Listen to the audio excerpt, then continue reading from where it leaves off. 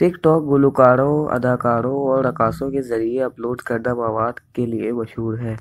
App लोगों को तरगीब देती है कि वो खुद को गाना और रक्स रिकॉर्ड करें, फिर दोस्तों और दुनिया के साथ शेयर करें। लेकिन ये ऐप अचानक कहाँ से परवान चढ़ी और ये इतनी मशहूर क्यों हो गई? टिक टॉक के बारे में 7 दिलचस्प हकाइक आपके सामने रखेंगे। नंबर 1, टिक टॉक सिर्फ मार्च 2020 पे ही 115 मिलियन बार डाउनलोड किया गया था। ये ऐप एक माह में सबसे ज़्यादा डाउनलोड करने वाली ऐप में शुमार होती है।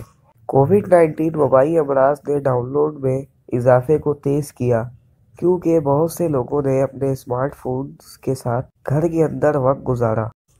नंबर 2, चीन में टिकटॉक को डोइन कहा जाता है। टिकटॉक की असल ऐप को 2016 में लॉन्च किया गया था और इसे चीन में बाइडस ने बनाया था।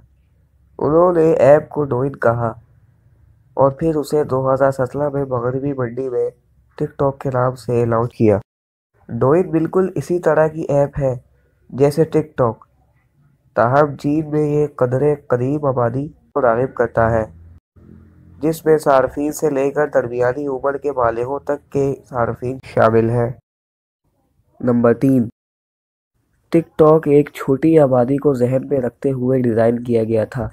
ऐप सार्फिन को लिपसिंग, अदाकारी, रक्स और गुलकारी के ज़रिए इजहार ख्याल करने की सहूलत देती है।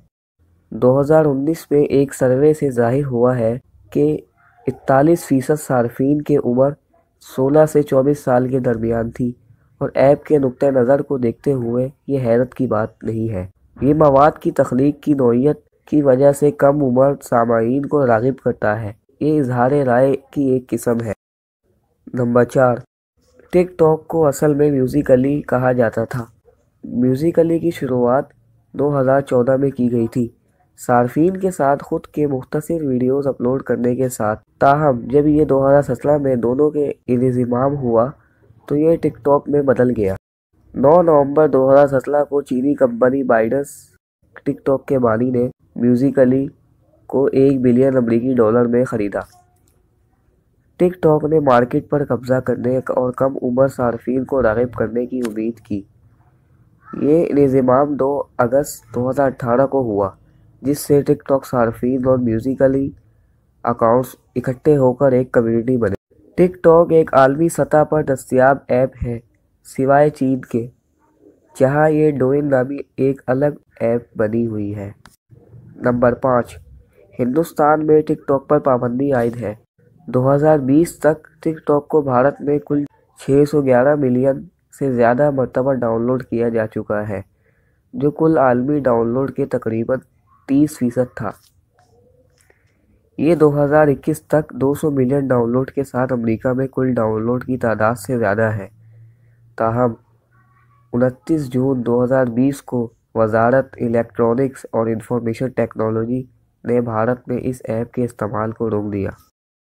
नंबर 6, टिकटॉक के 90% सार्फिन ऐप को रोज़ाना मुतादिद बार इस्तेमाल करते हैं। क्या आप जानते हैं कि डाउनलोड की गई ऐप्स के चौथाई हिस्से तक सिर्फ एक बार रसाई हासिल की जाती है, फिर कभी इस्तेमाल नहीं की जाती। ये टिकटॉक को बाकी सामाहीन इसके 90% सार्फिन रोज़ाना की बुनियाद पर ऐप को इस्तेमाल करते हैं। नंबर 7, 2021 तक टिकटॉक की मालियत $140 बिलियन है। टिकटॉक ने अपनी सालाना आमदनी को 2019 में दुगना कर दिया।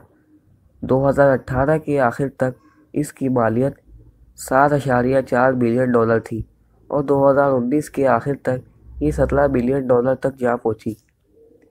2020 के अवाइल में टिकटॉक की मालियत $75 बिलियन थी, जिसने इसे दुनिया की सबसे कीमती निजी मलकियत वाली कंपनी बना दिया।